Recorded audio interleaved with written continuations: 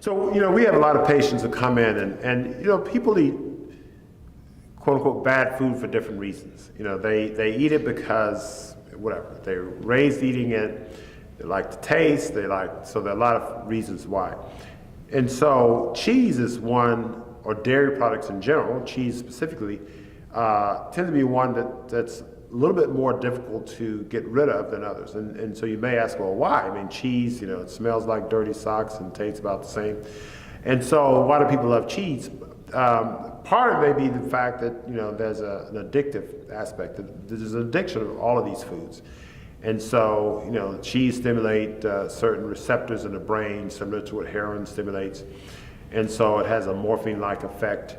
And so that's a component that underscores the cheese love or addiction. So one thing I try to do is make my patients aware. I mean, okay, you love cheese, you have to have it, okay, that's great, you love it. But let's look at this, let's look at the facts.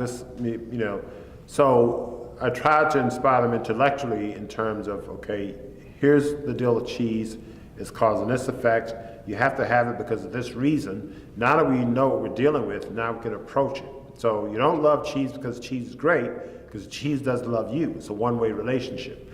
So what we try to do is then say, okay, let's try to detox your system. And we take them through a raw detox and cleanse. And the benefit of a detox, even though for some people it's a struggle, the benefit of a detox, it helps change your taste buds. So many foods that you crave, at the end of the detox, you may lose a craving for many foods that you crave. May not be for everything, but many foods. And so sometimes cheese may be one of those foods that drop off your craving. And we've had people who are cheese lovers, and on raw detox, they find other foods because you could have something with fat in it. Maybe you have an avocado. Maybe you can use nutritional yeast with an avocado and mimic the cheese taste. There are different ways of mimicking the cheese taste, so where you're not consuming the animal protein component, but you're consuming a whole plant-based food that can mimic cheese taste. So there are many different ways of doing this. First of all, cleanse the system out, change the biochemistry, change your taste buds, and then that makes it easier to relinquish some of the bad foods. And then other measures will help, take that process over time.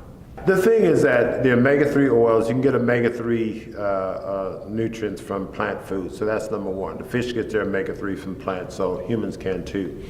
There's a big fallacy with, if I eat chicken and fish, it's healthier than pork and beef. It's all, the logic there is almost the same as that if I eat cows that are named Sally, it's healthier than cows that are named Bob.